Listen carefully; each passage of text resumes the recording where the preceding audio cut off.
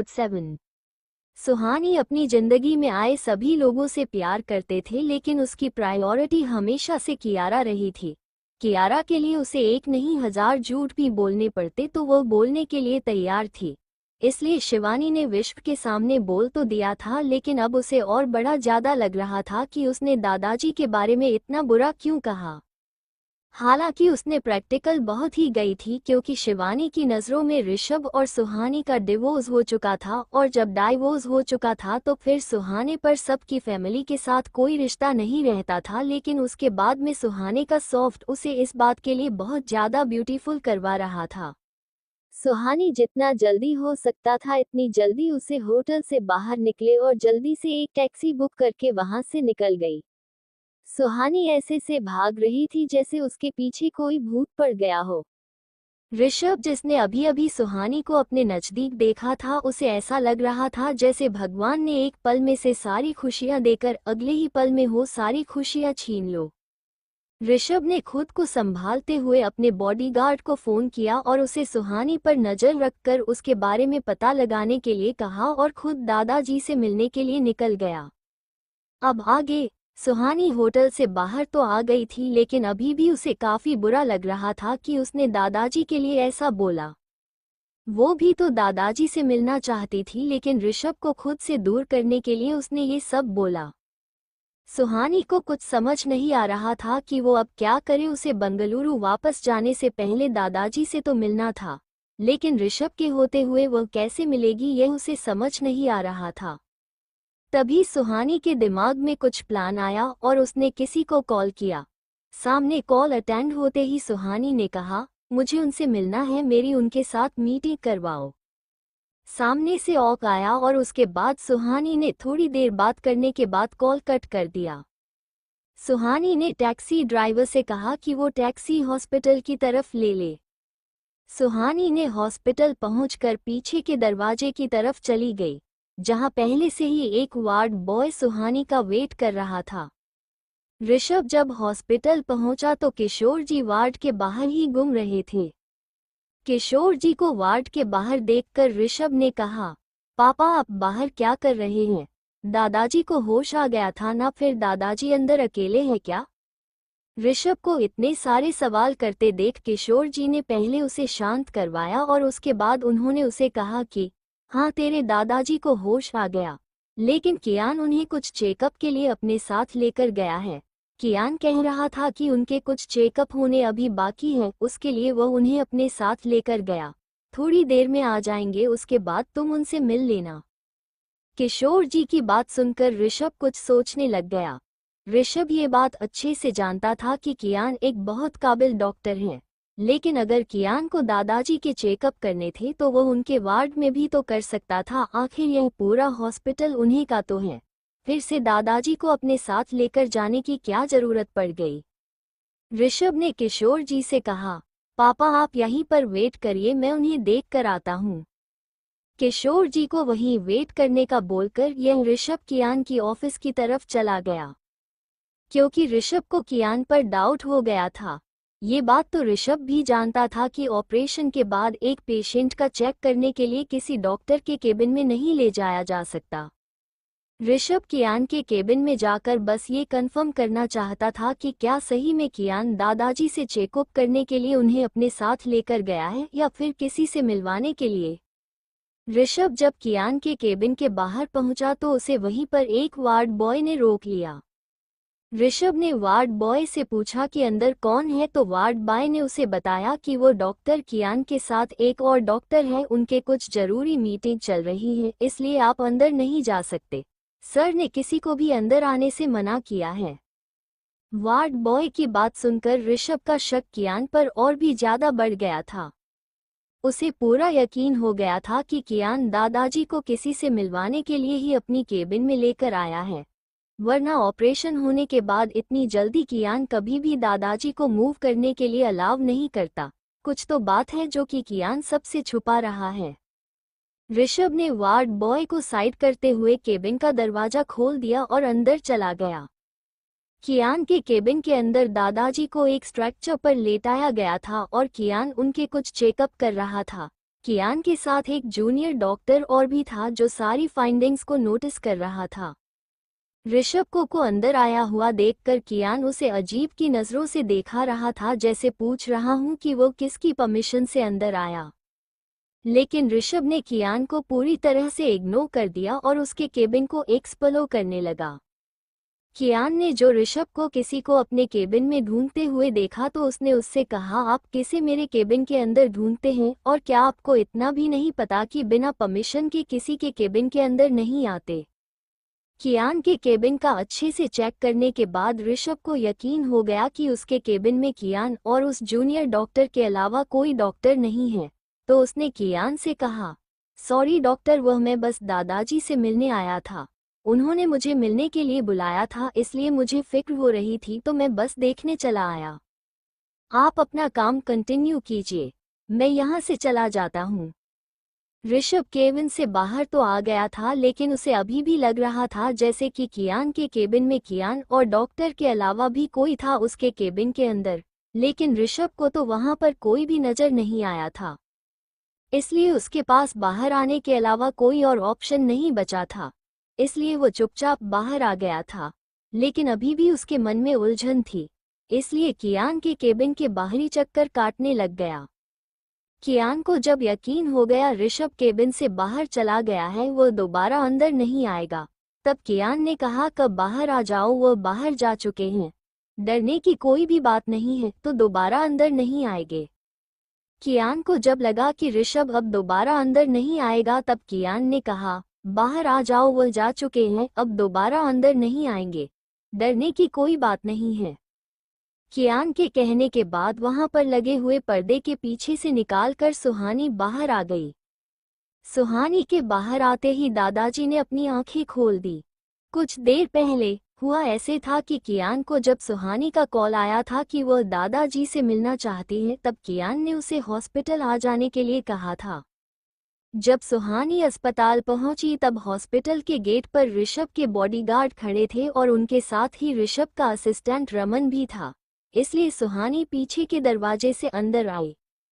कियान ने पहले ही पीछे के दरवाजे पर अपने एक वार्ड बॉय को भेज दिया था सुहानी को लाने के लिए, इसलिए जब सुहानी पीछे के दरवाजे पर पहुंची तो वह वार्ड बॉय सुहानी को लेकर सीधा कियान के केबिन में आ गया। कियान ने दादाजी को पहले ही अपने केबिन में बुला लिया था। सुहानी के आते ही उसने दादाजी से सुहानी को मिलवा दिया। सुहानी को अपनी आंखों के सामने सही सलामत देखकर दादाजी बहुत ज्यादा खुश थे। खुशी के मारे उनके आंखों से आंसू निकलने लगे थे। सुहानी ने जब दादाजी की आंखों में आंसू देखे तो उसने उनके पास आकर उनके आंसू पोंछे। दादाजी और सुहानी एक दूसरे से बात कर ही रहे थे, तभी कियान ने सीसीटीवी कैमरे ऑन कर रखे थे, इसलिए अपनी स्क्रीन पर देखते हुए कियान ने कहा कि सुहानी तुम छुप जाओ क्योंकि भाई यहाँ अंदर आ रहे हैं। सुहानी के इस तरह से छिपकर आने का मतलब कियान पहले समझ चुका था कि वो ऋषभ के सामने नहीं आना चाहती, इसलिए ऋषभ के आने की खबर मिलते ही कियान ने सुहानी को पर्दे के पीछे छुपा दिया था और ऋषभ दादाजी से बात करने के बहाने यहाँ ज्यादा देर ना रुके, इसलिए कियान ने दादाजी को भी आंख बंद करने के लिए कहा था। दादाजी कियान की बात मानना तो नहीं चाहते थे, लेकिन जब सुहानी ने उनसे रिक्वेस्ट की तो वो उसकी बात मानकर और उन्होंने ऋषभ के आने से पहले अपनी आंखें बंद कर ली। इसलिए जब ऋषभ अंदर आया तो उसे सुहानी कहीं भी नजर नहीं आए, पर उस वक्त दादाजी की भी आंखें बंद होने की वजह से वो उनसे भी बात नहीं कर पाया। वर्तमान में दादाजी ने सुहानी से कहा, सुहानी बेटा तुम भी ऋषभ से छुप क्यों रही हो? तुम इतने वक्त तक कहाँ थी? तुमने हम में से किसी से कांटेक्ट तक नहीं किया और तुम घर छोड़कर क्यों चली गई? तुम्हें कोई परेशानी थी तो तुम अपने दादाजी को कहती, तुम्हारे दादाजी हमेशा तुम्हारे साथ दिया है, फिर बिना कुछ कहे तुम क्यों चली गई घर से? दादाजी की बात सुनकर सुहानी की आंखों में आंसू आ गए। सुहानी अच्छे से जानती थी कि सुहानी जब से आर्यन परिवार के अंदर आई थी तब से दादाजी ने उसे अपनी बेटी की तरह रखा था। दादाजी ने कभी भी सुहानी को छोड़कर ऋषभ का साथ नहीं दिया था, वो हमेशा ही सुहानी के साथ खड़े रहे थे। सुहानी के लिए तो कितनी ही बार दादाजी ने ऋषभ को डांटा भी था। सुहानी ने दादाजी के हाथ पकड़कर उन्हें के पास बैठते हुए कहा, कुछ बातें ऐसी होती हैं जिन्हें हम किसी से भी नहीं कह पाए। बस आप समझ लीजिए कि कुछ ऐसा ही हुआ था, इसलिए मुझे जाना पड़ा। लेकिन मेरे जाने के बाद आपने ये खुद का क्या हाल बना रखा है? ऐसे कौन करता है? आपको खुद की फिक्र ना सही, लेकिन हमारे बारे में तो सोचा होता। आप कुछ हो जाता तो हम क्या करते हैं? दादाजी ने सुहानी के सर पर हाथ फिराते हुए कहा, तुम्हारे बारे में सोचकर ये तो अब तक जिंदा हूँ, वरना तो कब का मर गया होता। सुहानी ने दादाजी की मुख पर हाथ रखते हुए कहा, दादाजी आप ऐसी बात क्यों कर रहे हैं? आपको कुछ नहीं होगा, अभी तो आपको बहुत कुछ देखना है। आपको अपनी कियारा से भी तो मिलना है, उसके साथ भी तो खेलना है, उसकी शादी देखनी है। वो आपको बहुत मिस करती है। दादाजी ने जब सुहानी के मुंह से कियारा की बात सुनी तो उनके चेहरे पर एक बड़ी सी स्माइल आ गई। उन्होंने क्यूरोस होते हुए सुहानी से पूछा, कियारा कैसी है और वह कहाँ है? सुहानी के साथ यहाँ उनसे मिलने क्यों नहीं आए? सुहानी ने दादाजी को समझाते हुए कहा, वो घर पर है दादाजी। वो आपको इस हालत में देखे तो उसे काफी बुरा लगता, इसलिए मैं उसे लेकर नहीं आई। लेकिन एक बार आप पूरी तरह से ठीक हो जाइए, उसके बाद मैं खुद उसे आपसे मिलवाने के लिए लेकर आऊंगी। दादाजी ने सुहानी की बात सुनकर कहा, तुम उसे मिलवाने के लिए लेकर आएगी? इसका मतलब तो घर नहीं आएगी क्या बेटा? दादाजी का सवाल सुनकर सुहानी के पास अब उसका कोई भी जवाब नहीं था। दादाजी के इस बात को सुनकर सुहानी चुप हो गई। कियान ने जब सुहानी को चुप देखा तो बात को संभालते हुए कहा, दादू आप शायद जानते नहीं हैं, लेकिन आपकी सुहानी अब एक बहुत बड़ी डॉक्टर बन गई है। वो बहुत बिजी रहती है। आपको पता है आपके ऑपरेशन में मेरी मदद किसने की थी? दादाजी ने ना समझी में अपने गर्दन ना में हिला दी। कियान ने दादाजी की दूसरी साइड जाकर उनका हाथ थामते हुए कहा, आपके ऑपरेशन में मेरी मदद आपकी एंजल ने की थी दादू। उसके हाथों में जादू है दादू। उसके आने से पहले पता है हम कितना घबरा गए थे, लेकिन उसके आने के बाद ऐसा लग रहा था जैसे आपके अंदर भी जीने की एक नया चाह पैदा हो गई हो। अगर उस दिन वह मेरे साथ ऑपरेशन थिएटर में नहीं होती तो मैं बता भी नहीं सकता कि उसे दिन क्या हो जाता। आपकी एंजल अब एक बहुत बड़ी डॉक्टर बन चुकी है और वो लोगों के दिल का इलाज करती है। दादाजी ने जब सुना कि सुहानी डॉक्टर बन चुकी है तो वो बहुत ज्यादा खुश हो गए। उन्होंने सुहानी से पूछा कि जो कियान कह रहा है क्या वो सच है? तब सुहानी ने अपने गर्दन हाँ में हिलाते हुए कहा, हाँ कियान सच कह रहे हैं। सुहानी के बारे में सुनकर दादाजी काफी खुश थे। उन्होंने सुहानी को आशीर्वाद देते हुए कहा, सदा जीती रहो, खूब तरक्की करो। आज मुझे ऐसे लग रहा है जैसे मेरे जीने की आखिरी मकसद भी पूरा हो गया हो। मेरा इलाज करने वाला कोई और नहीं मेरी बेटी है। ये जानकर मैं तुम्हें बात नहीं सकता कि मैं कितना ज्यादा खुश हूँ।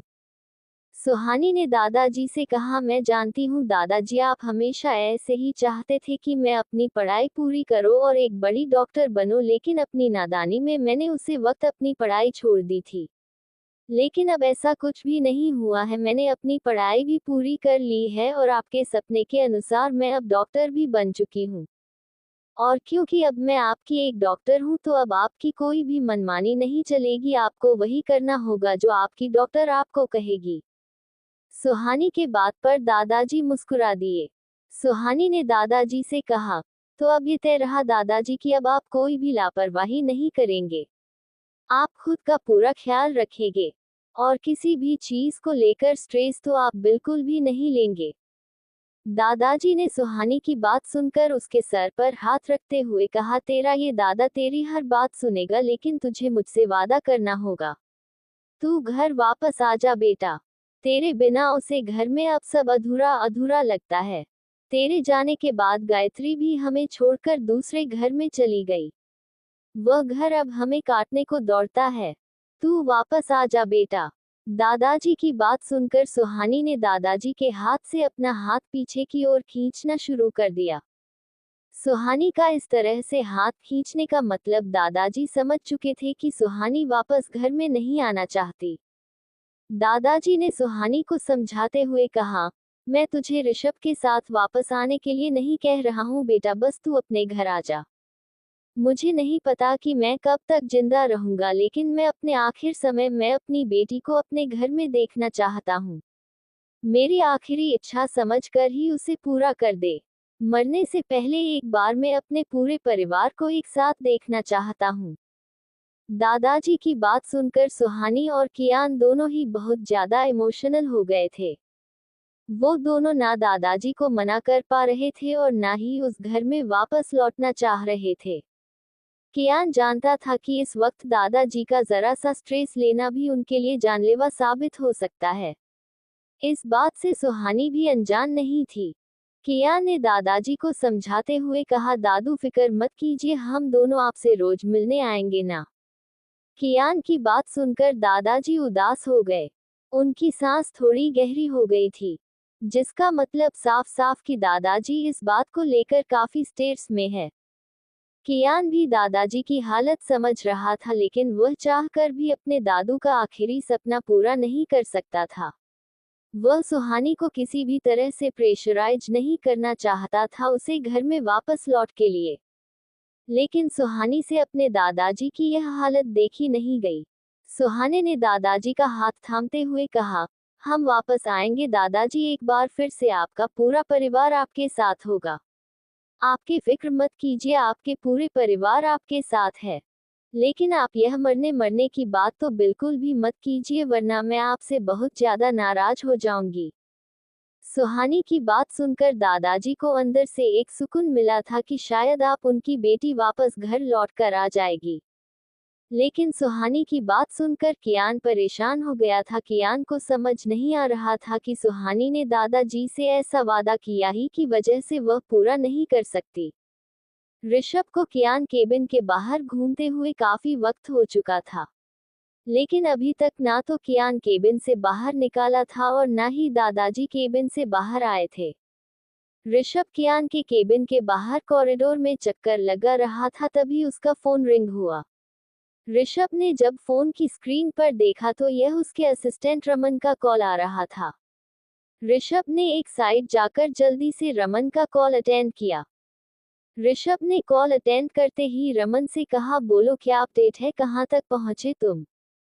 रमन ने ऋषभ का सीधा सवाल सुनकर कहा, सर मैम हॉस्पिटल ही आए हैं। जो टैक्सी मैम ने होटल के बाहर से बुक की थी उस टैक्सी वाले ने मैम को हॉस्पिटल छोड़ा है, लेकिन समझ नहीं आ रहा कि मैम अस्पताल तक आई तो फिर अंदर क्यों नहीं आई। गेट पर तो मैं बॉडीगार्ड के साथ काफी पहले से मौजूद थे, लेकिन मैम अभी तक अस्पताल के अंदर नहीं आए हैं। ऋषभ ने जब सुना कि सुहानी उसे मना करने के बाद यहां सीधा हॉस्पिटल आई है, लेकिन वह में गेट से हॉस्पिटल के अंदर नहीं आई, तो वह समझ गया था कि सुहानी ने पीछे का दरवाजा यूज किया है। ऋषभ ने रमन से कहा, अपने बॉडीगार्ड को गेट के बाहर ही छोड़कर तुम अपने काम पर फोकस करो, वह अंदर आ चुकी है और मैं अच्छे से जानता हूं कि इस वक्त वह कहां है। रमन को ऋषभ की बात समझ नहीं आ रही थी, उसके लिए तो सबकी बातें उसके सर से ऊपर से जा रही थी। जब वह दरवाजे पर खड़ा था तो फिर सुहानी अंदर कैसे आ सकती है, ये फिलहाल उसके लिए उसकी समझ से बाहर था। ऋषभ ने रमन से कहा, यहाँ पर तुम्हारा काम पूरा हो चुका है, अब आगे तुम्हें क्या करना है वह मैं बताता हूँ। रमन को अपना पूरा प्लान समझाने के बाद ऋषभ ने कॉल कट कर दिया और फिर से अपने फेशियल एक्सप्रेशन नॉर्मल करते हुए वहीं पर की में चक्कर लगाने लगा। ऋषभ जान चुका था कि कियान की केबिन के अंदर सुहानी ही दादाजी से मिलने आई है, लेकिन इस वक्त ये प्रिंटेड कर रहा था कि उसे नहीं पता कि सुहानी अंदर है। थोड़ी देर बाद ही दरवाजा खुला और वह जूनियर डॉक्टर दादाजी को स्ट्रेचर पर लिए केबिन से बाहर ले आया। उसके साथ कियान भी आया और उसने वार्ड बॉय को डॉक्टर की मदद करने के लिए कहा और दादाजी को शिफ्ट करने को कह दिया। कियान का इस तरह से बोर्ड बॉय को कहकर दादाजी को शिफ्ट करने का मतलब भी सबसे अच्छे से समझ रहा था। ऋषभ जानता था कि कियान ने क्यों अपने जूनियर डॉक्टर को दादाजी को वार्ड में ले जाने के लिए कहा है, क्यों वह खुद दादाजी को उनके वार्ड तक छोड़ने नहीं आया। जूनियर डॉक्टर और वार्ड बॉय को अच्छे से समझा देने की बात कियान वापस अपने केबिन के अंदर चला गया। कियान के अपने केबिन के अंदर जाते ही ऋषभ के चेहरे पर एक सार्कास्टिक स्माइल आ गई। उस स्माइल को देखकर ये बताना काफी मुश्किल था कि वह इस वक्त में खुश है या गुस्से में। ऋषभ ने उसे दरवाजे को घूरते हुए जाकर उस वार्ड बॉय से स्ट्रेचर को पकड़ा और खुद दादाजी को वार्ड के अंदर शिफ्ट करने के लिए ले जाने लगा। ऋषभ के हटाने पर एक बार में ही वह वार्ड बॉय वहां से दूर है गया। वह जूनियर डॉक्टर भी ऋषभ के साथ अब डिसिप्लिन से चलने लग गया था। वह चाह कर भी ना तो कियान से पंगा ले सकता था ना ही ऋषभ से, इसलिए वह शांति से ऋषभ के साथ चल रहा था। ऋषभ जब दादाजी को वार्ड के बाहर तक लेकर आया तो किशोर जी अभी भी दादाजी का वहीं पर वेट कर रहे थे। ऋषभ ने उस जूनियर डॉक्टर की मदद से दादाजी को उनके वार्ड में शिफ्ट किया और उन्हें उनके बेड पर अच्छे से लेटा दिया। दादाजी अभी भी सोने की एक्टिंग ही कर रहे थे क्योंकि कियान ने उन्हें पहले समझा दिया था कि कुछ देर तक उन्हें ऐसे ही सोने की एक्टिंग करनी है। किशोर जी ने ऋषभ को दादाजी के साथ देखकर पूछा कि कियान ने क्या कहा है। दादाजी की तबीयत तो पूरी तरह से ठीक है ना, उसमें सारे चेकअप कर लिया ना। किशोर जी को अपने पिता की फिक्र हो रही थी। ऋषभ ने किशोर जी को समझाते हुए कहा, पापा फिक्र मत कीजिए, आपका छोटा बेटा एक बहुत काबिल डॉक्टर है, उसने दादाजी के सारे चेकअप अच्छे से कर लिया। दादाजी बिल्कुल ठीक है, घबराने की कोई भी बात नहीं है। दादाजी जो सोने की एक्टिंग कर रहे थे, उन्होंने जब ऋषभ की बात सुनी तो उन्हें पता चल गया था कि ऋषभ को सच पता चल चुका है कि कियान उन्हें किसी चेकअप के लिए अंदर लेकर नहीं गया, बाकी किसी और वजह से उनको अपनी केबिन के अंदर लेकर गया था। क्योंकि कियान ने जब दादाजी को उनके वार्ड में शिफ्ट करने के लिए कहा था तब कियान ने उसे कुछ भी नहीं कहा था कि दादाजी की चेकअप कैसे गए, लेकिन ऋषभ यहाँ किशोर जी से कह रहा था कि दादाजी के सारे चेकअप सही है और उन्हें घबराने की कोई भी जरूरत नहीं है। दादाजी ने अपने उम्र के तजुर्बे से ही है तो सीखा ही था कि वह अपने बच्चों की हरकतें देखकर बता देते थे कि उनके दिमाग में किस वक्त क्या चल रहा है, इसलिए ऋषभ का दिमाग पढ़ने में उन्हें ज्यादा वक्त नहीं लगा। लेकिन जब ऋषभ ही उनके सामने अनजान बनने का नाटक कर रहा था तो उन्होंने भी अपने नाटक को जारी रखते हुए अपनी आंखें बंद रखी। किशोर जी ने जब ऋषभ से सुना कि दादाजी के सारे चेकअप एकदम से सही गए हैं, उन्हें घबराने की कोई भी बात नहीं है, तब जाकर वह शांत हुए। ऋषभ ने किशोर जी को समझाते हुए कहा, पापा अब काफी वक्त से अस्पताल में और अब तो दादाजी को होश भी आ गया है, तो आप घर चले जाए और आराम कीजिए, मैं हूँ यहाँ पर दादाजी का ख्याल रखने के लिए। किशोर जी तो पहले ही अपने पिता से मिल चुके थे और इस वक्त भी दादाजी सो रहे थे, इसलिए किशोर जी को भी इस वक्त घर जाना ही सही लगा। इसलिए ऋषभ की बात मानकर वह वहां से घर के लिए निकल गए। किशोर जी के जाने के बाद ऋषभ दादाजी के पास गया और उनका हाथ पकड़कर बैठ गया। दादाजी ऋषभ की हरकतों से अनजान नहीं थे, लेकिन फिर भी वह उसके सामने ऐसे प्रेटेंड कर रहे थे कि उन्हें कुछ भी समझ नहीं आ रहा। वह शांति से सोए हुए थे। दूसरी तरफ कियान ने सुहानी से कहा, तुमने ये क्या किया? तुम दादाजी को वह उम्मीदें क्यों रही हो जिसे तुम पूरा ही नहीं कर सकती? मैं और तुम ये बात अच्छे से जानते हैं कि अब तुम भाई के पास वापस नहीं लौटना चाहती, और जब तुम वापस लौट ही नहीं रही तो फिर तुमने दादाजी से झूठ क्यों कहा कि तुम वापस घर आ रही हो? जब उन्हें सच पता चलेगा तो तुम सोच नहीं सकती हो जाने कितना ज्यादा दुख होगा। सुहानी ने कियान की आंखों में देखते हुए कहा, किसी और के किए हुए की सजा मैं अपने दादाजी को नहीं दे सकती, उन्होंने हर कदम पर मेरा साथ दिया है, तो फिर उन्हें इस हालत में मैं अकेला छोड़कर कैसे जा सकती हूँ? कियान इस वक्त सुहानी की आंखों में गुस्से और प्यार के मिले झूले भाव देख पा रहा था। वह समझ रहा था कि सुहानी ने कितनी मुश्किल से दादाजी से कहा होगा कि वो वापस लौट रही है। कियान ने सुहानी को समझाते हुए कहा, ठीक है, मैं तुम्हारी बात समझता हूँ कि तुम दादाजी के लिए कुछ करना चाहती हो, लेकिन ये बात तो तुम भी अच्छी सी जानती हो कि तुम वापस घर नहीं आना चाहती हो, तो फिर तुम्हें दादाजी से क्यों कहा तुम वापस उसे घर में आओगे? जब सुहानी ने इस बार कियान की किसी बात का कोई जवाब नहीं दिया। सुहानी की चुप्पी कियान को परेशान कर रही थी। कियान ने थोड़ा हेसिटेट करते हुए सुहानी से पूछा, क्या सच में तुम वापस लौटने का सोच रही हो? क्या तुम फिर से भाई की जिंदगी में वापस आना चाहती हो? कियान के सवाल सुनकर सुहानी ने कहा, मैंने सिर्फ दादाजी को उनके पास आने के लिए कहा है। मैंने कभी नहीं कहा कि मैं ऋषभ जी की जिंदगी में वापस लौटना चाहती हूँ या फिर उन्हें अपनी जिंदगी में वापस आने दूंगी। सुहानी की बातें सुनकर ऐसा कियान कभी भी समझ नहीं आ रहा था कि सुहानी करना क्या चाहती है। एक तरफ वह कह रही थी कि वह उसे घर में वापस लौटने का सोच लिया और दूसरी तरफ बोल रही थी कि किसी भी वजह से ऋषभ को अपनी जिंदगी में वापस नहीं लाना चाहती। ये कैसे पॉसिबल था कि वह उस घर में वापस आए और वह ऋषभ की जिंदगी में वापस न लौटे या फिर ऋषभ यूं उस जिंदगी में इंटरफेयर ना करे। कियान सुहानी के दिमाग में क्या चल रहा है ये तो समझ नहीं आ रहा था, लेकिन उसे अब सुहानी को लेकर फिक्र होने लगी थी। कियान में सुहानी को पैनिक करते हुए पहले देखा था। कियान जानता था कि सुहानी एक बहुत अच्छी डॉक्टर है, उसके बाद भी सुहानी का इस तरह से पैनिक करना वाकई में कियान के लिए थोड़ा सा डरावना था। कियान ने कुछ सोचकर भी सुहानी से कुछ नहीं कह सकता था, क्योंकि यह सुहानी का खुद का डिसीजन था कि वह उसे घर में लौटना चाहती है या नहीं। कियान सिर्फ सुहानी का साथ दे सकता था, उसे किसी चीज के लिए प्रेशराइज नहीं। कियान ने एक बार फिर से कंफर्म करने के लिए सुहानी से पूछा, क्या तुम सच में इस बात के लिए श्योर हो, तुम उस घर में वापस नहीं आना चाहती हो? सुहानी ने कियान का सवाल सुनकर अपनी गर्दन हाँ में हिला दी।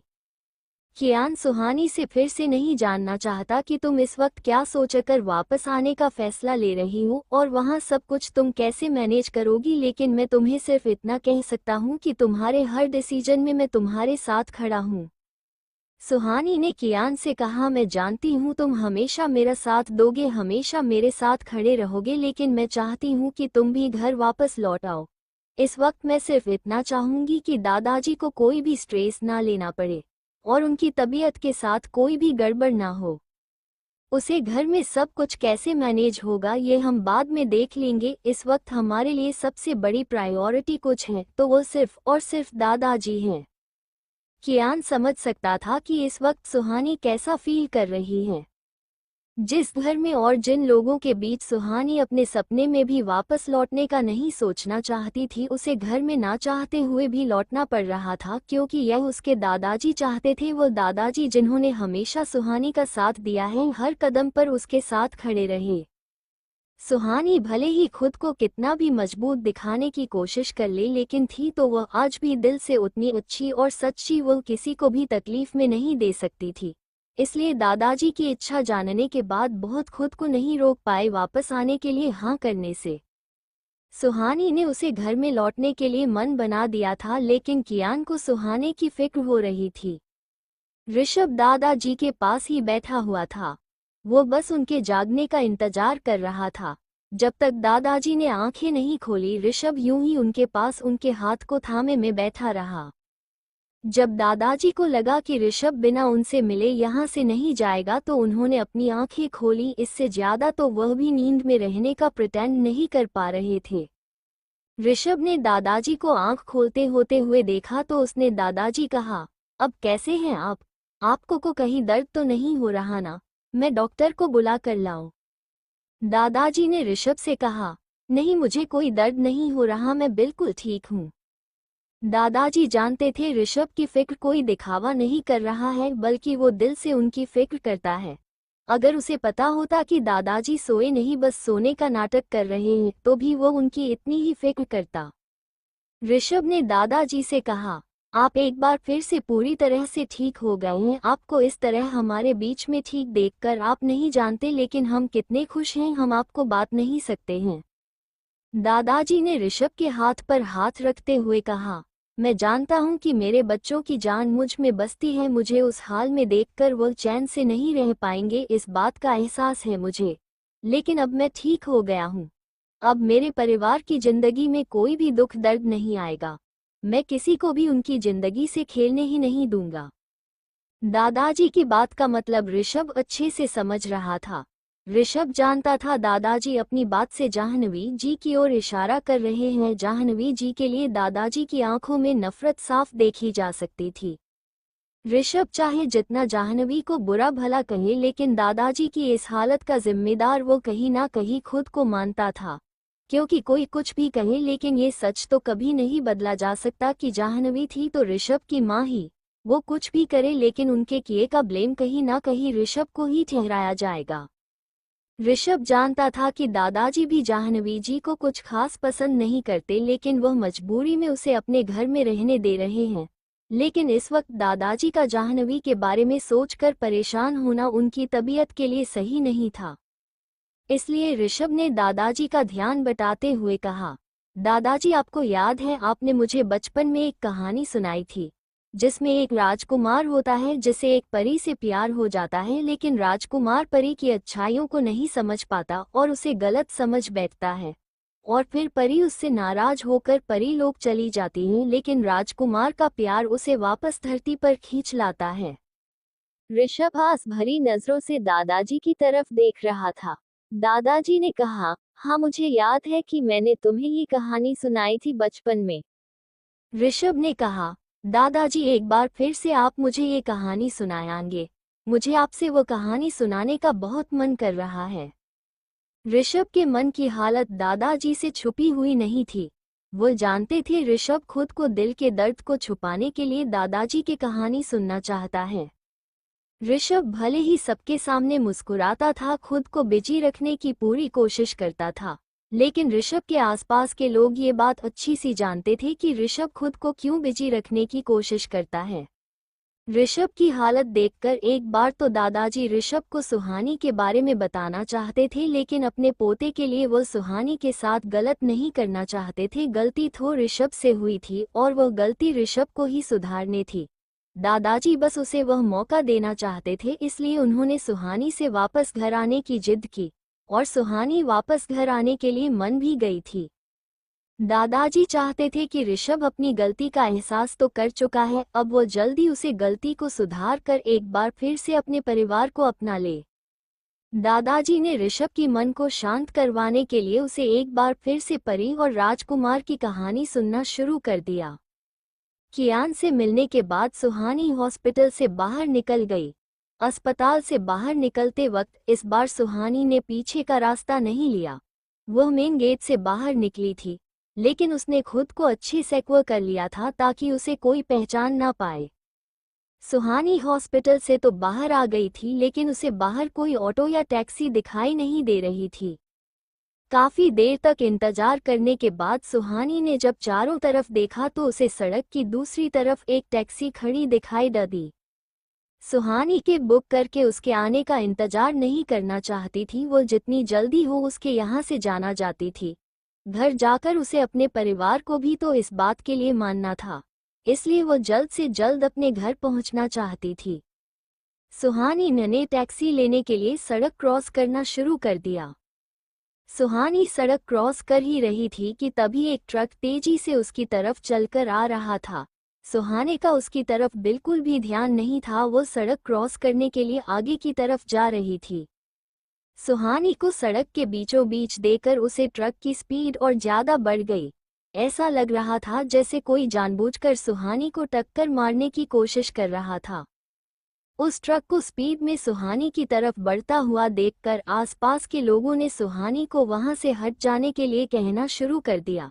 सुहानी ने जब उसे ट्रक को अपनी ओर तेजी से बढ़ते हुए देखा तो वह अपनी जगह ही फ्रीज हो गई थी। वो ट्रक सुहानी को टक्कर मार पता उससे पहले ही किसी ने आकर सुहानी को अपनी ओर खींच लिया। सुहानी को अचानक से खींचने की वजह से सुहानी तो बच गई थी, लेकिन वो ट्रक जाकर आगे एक दीवार से टकरा गया और उसका ड्राइवर चलते ट्रक से ही कूदकर वहां से जल्दी से भाग गया। सुहानी की डर के मारे आंखें बंद हो गई थी। उसे ऐसे लग रहा था जैसे एक बार फिर से मौत उसके सामने आकर खड़ी थी। सुहानी ने जब अपने गालों पर किसी का हाथ महसूस किया तो उसने अपने आंखें खोली। सुहानी ने जब आंखें खोलकर देखा तो वो कियान की बाहों में थी। कियान ने ऐन वक्त पर जाकर सुहानी को बचा लिया था। सुहानी ने जब धीरे से अपनी आंखें खोली तो कियान ने उसे संभाल कर उठाते हुए कहा, तुम ठीक तो, तुम्हें कहीं चोट तो नहीं आई?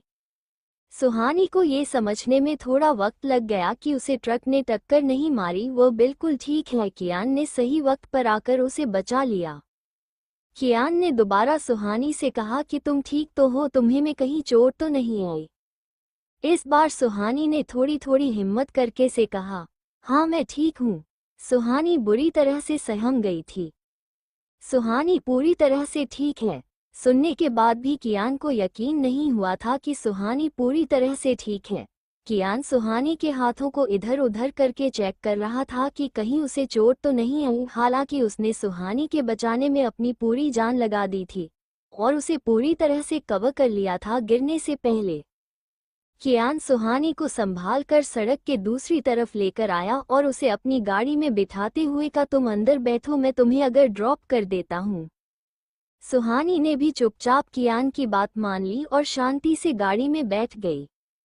सुहानी अभी भी सदमे में ही थी कि अचानक से उसके साथ क्या हो गया। अगर सही वक्त पर कियान ने आकर उसे नहीं बचाया होता तो अब तक वो ट्रक सुहानी को कुचल कर जा चुका होता। सुहानी ने एक बार फिर से अपनी मौत को अपनी आंखों के सामने देखा था। वो अभी भी इसी सदमे में थी। कियान ने जब सुहानी से उसके घर का एड्रेस पूछा तो सुहानी ने उसे अपने घर का एड्रेस बताया और चुपचाप गाड़ी में बैठे रही। कियान जानता था कि सुहानी इस वक्त डर गई है, इसलिए उसने भी उसे ज्यादा कुछ नहीं पूछा और सुहानी को अपने साथ लेकर सड़क के रास्ते आगे बढ़ गया। तो सुहानी को लेकर आगे की तरफ बढ़ गया था, लेकिन अभी भी कर आंखें थी जो उन दोनों को घूरे जा रही थी। तारिणी, जिसने ज्ञान को अस्पताल से बाहर जाते हुए देखा था, वह उसके पीछे पीछे बाहर तक आ गई थी। तारिणी को अब तक नहीं पता था कि कियान सुहानी से मिल चुका है, लेकिन आज जब कियान सुहानी को बचा रहा था तब सुहानी के चेहरे से उसका स्कर्फ हट गया था, इसलिए सुहानी को तारिणी ने देख लिया था। सुहानी को देखते ही तारिणी पहचान गई थी कि वो कोई और नहीं, कियान के बचपन का प्यार है, जिसे भूलकर आज तक कियान अपनी जिंदगी में आगे नहीं बढ़ पाया। सुहानी को कियान के साथ देखकर तारिणी को अपने सीने में दर्द महसूस हो रहा था।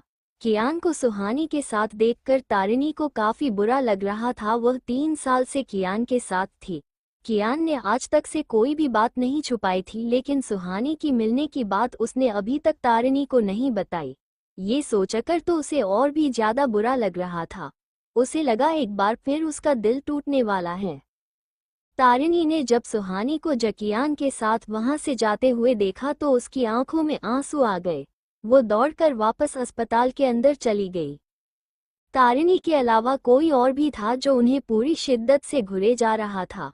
यह कोई और नहीं, सोनाक्षी थी, जिसे जाह्नवी ने दादाजी के बारे में पता करने के लिए अस्पताल भेजा था।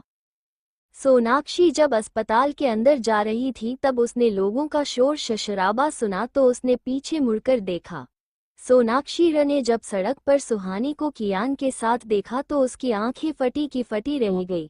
उसने तो कभी सपने में भी नहीं सोचा था कि सुहानी फिर से लौटकर उसकी जिंदगी में वापस आएगी। सुहानी को एक बार फिर से अपने सामने देखकर उसे सुहानी से जलन भी हो रही थी और उसे पर गुस्सा भी आ रहा था। सुहानी के लिए सोनाक्षी की आंखों में नफरत साफ देखी जा सकती थी, लेकिन आज सुहानी ऋषभ के साथ नहीं, कियान के साथ थी।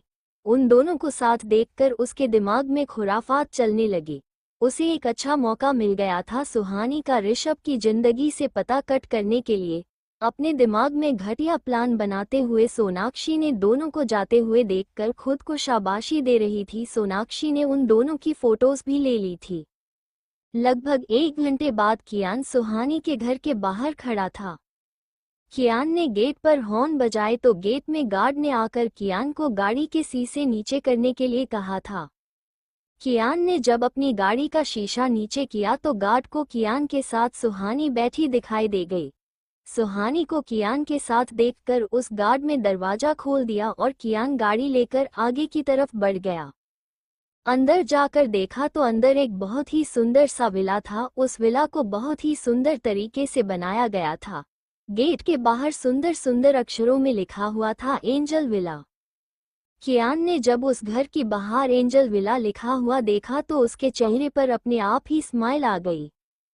कियान सुहानी को लेकर गाड़ी से बाहर आया। उसके बाद उसने गेट पर लगी डोर बेल बजा दी। डोर बेल बजाते बजाते ही 1 मिनट में आकर दरवाजा खोलो और जब सर्वेंट ने कियान को सुहानी के साथ देखा तो वह उन्हें अंदर लेकर आ गए। ये शाम का वक्त था। क्रिस हॉल में ही बैठकर अपने लैपटॉप पर कुछ काम कर रहा था। जब डोर बेल बजी तो उसे लगा सुहानी आ गई होंगी। लेकिन जब कृष ने सुहानी के साथ कियान देखा तो वह थोड़ा शॉक जरूर हो गया था। वह लोग जब दिल्ली आए थे तो सुहानी ने उससे कुछ कहा था कि वह आर्यन परिवार या उससे जुड़े किसी भी सदस्य से नहीं मिलना चाहती और वह अपने आइडेंटिटी भी सीक्रेट ही रखना चाहती थी। इसलिए सुहानी को कियान के साथ देखकर कृष को थोड़ा अजीब लगा। कृष ने जब ध्यान से सुहानी को देखा तो उसे लगा कि सुहानी किसी चीज से डरी हुई है। वो जल्दी से सुहानी के पास गया और उसे सोफे पर लाकर बैठाया। कृष सुहानी से पूछा कि वो इस तरह से डरी हुई क्यों है, लेकिन सुहानी ने उसे कोई जवाब नहीं दिया। वो अभी भी कहीं खोई हुई थी। कृष को एक बार लगा कि कियान ने तो के साथ कुछ नहीं किया, लेकिन फिर शांति से काम लेते हुए कृष ने कियान से पूछा, सुहानी को क्या हुआ है, वो इस तरह से चुप चुप क्यों है। कियान यह बात अच्छे से जानता था कि कृष सुहानी को लेकर कितना प्रोटेक्टिव है। वो कृष का प्रोटेक्टिव नेचर सुहानी के लिए लंदन में देख चुका था। कियान ने कृष से कुछ भी ना छुपाते हुए उसे सब कुछ बता दिया, जो आज के दिन में कियान के सामने सुहानी के साथ जो हुआ था। कियान ने कृष से ये भी कहा कि वो एक बार सुहानी को समझाए कि वो अपने फैसले को लेकर एक बार फिर से सोच ले, लेकिन उसके बाद भी उसका फैसला नहीं बदला तो वो सुहानी का ख्याल रखेगा। इस बात का यकीन वो कृष को दिलाता है। सुहानी को घर छोड़ने के बाद कियान वहां से वापस लौट जाता है। कृष जब सुहानी को अच्छे से देखता है तो वो समझने की कोशिश करता है कि सुहानी करना क्या चाहती है। जिस परिवार और जिन लोगों की वजह से वो इतनी ज्यादा से परेशान हो जाती हैं, वो उन्हीं के पास वापस क्यों जाना चाह रही हैं, और उन लोगों ने ऐसा भी क्या किया होगा सुहानी के साथ, जो सुहानी आज एक इंडिपेंडेंट वुमन होकर भी उन लोगों के नाम से ही पैनिक करती है। जितना कृष ने सुहानी को समझा था, अब वो बहुत मैच्योर और स्ट्रांग लड़की है। आने वाले हर खतरे को वो पहले से ही भाप सकती है और उसके लिए प्रिपरेशन करके रखती है। उसका इस तरह सहम जाना कियान को कहीं ना कहीं खटक रहा था। 7 दिन बाद, देखते ही देखते 7 दिन बीत गए थे। इन 7 दिनों में सुहानी रोज दादाजी से मिलने आती रही, लेकिन अब कृष ने सुहानी की सिक्योरिटी बहुत ज्यादा बढ़ा दी थी। बिना सिक्योरिटी के उसे कहीं नहीं जाने दिया जाता था। चाली हर जगह कुछ बॉडीगार्ड के साथ हमेशा उसके साथ ही रहता था। दादाजी के मेजर ऑपरेशन होने की वजह से उन्हें डिस्चार्ज नहीं किया जा सकता था, लेकिन कियान ने अपने ऑब्जर्वेशन में 2 डॉक्टर को घर पर ही अपॉइंट कर दिया। इसलिए सीनियर डॉक्टर के साथ मिलकर उन्होंने दादाजी को घर जाने की परमिशन दे दी थी, क्योंकि दादी जी अब और ज्यादा हॉस्पिटल में नहीं रहना चाहते थे। इसलिए कियान ने सारे अरेंजमेंट घर पर ही कर दिए थे, जिससे दादाजी के अच्छे से देखभाल भी हो जाए और उन्हें कोई तकलीफ में ना हो। दादाजी की जीत की वजह से कियान और ऋषभ उन्हें घर ले आए थे। ऋषभ और कियान जब दादाजी को घर लेकर आए तो दरवाजे पर ही एक सर्वेंट ने आकर उनका वेलकम किया। उस सर्वेंट ने ही दादाजी के वेलकम किया था और उन्होंने उनके आरती करने के बाद उन्हें अंदर ले आए। वेलकम करने के बाद दादाजी को उनके कमरे में शिफ्ट कर दिया। दादाजी को अच्छे से उनके कमरे में लेटाने के बाद कियान ने सारे अरेंजमेंट एक बार फिर से चेक किया और अपने विश्वास के 2 डॉक्टर को वहां पर अपॉइंट कर दिया, जो हमेशा दादाजी का ख्याल रखेंगे। उन दोनों डॉक्टर में से एक डॉक्टर तारिणी थी। कियान जितना विश्वास तारिणी पर था, उतना विश्वास वो किसी पर भी नहीं कर सकता था, इसलिए उसने तारिणी को खुद से ही दादाजी की देखभाल के लिए वहां अपॉइंट किया था। तारिणी को भी इससे कोई एतराज नहीं था, वह भी दादाजी की देखभाल के लिए आराम से मान गई थी। तारिणी जब इस घर में आए तो उसे घर का माहौल कुछ अच्छा नहीं लग रहा था। इस घर में उसे खुशियों की जगह तनाव ज्यादा लग रहा था। दादाजी भी घर आने के बाद ज्यादा खुश नहीं लग रहे थे, लेकिन फिलहाल के लिए इन चीजों को इग्नोर करके तारिणी दादाजी की देखभाल पर अपना फोकस किया। दादाजी को उनके कमरे में छोड़ने के बाद ऋषभ और किशोर जी बाहर चले गए थे। उनके बाहर जाते ही दादाजी ने कियान से पूछा कि सुहानी घर कब आएगी। कियान ने दादाजी से कहा, दादाजी एंजल कल तक घर आ जाएगी और मैं आज ही यहाँ शिफ्ट हो जाऊंगा, आप टेंशन मत लीजिए। तारिणी ने जब एक बार फिर से कियान के मुंह से एंजल नाम सुना तो एक बार फिर से उसकी धड़कनें तेज हो गई। कियान को वह किसी और के नजदीक देखना भी नहीं चाहती थी और वह उसे रोक भी नहीं सकती थी। तारिणी के इमोशन कियान के सामने ना आ जाए, इसलिए तारिणी ने कियान को बहाना देकर बाहर चली गई। जब दादाजी को पता चला कि सुहानी वापस कल तक आ जाएगी, तो दादाजी ने कियान से कहा कि वो ऋषभ से कुछ बात करना चाहते हैं, इसलिए वो उसे वापस बुलाकर लेकर आए। कियान ने दादाजी की बात मानते हुए वहां पर आए उस दूसरे जूनियर डॉक्टर को ऋषभ और किशोर जी को बुलाने के लिए भेज दिया।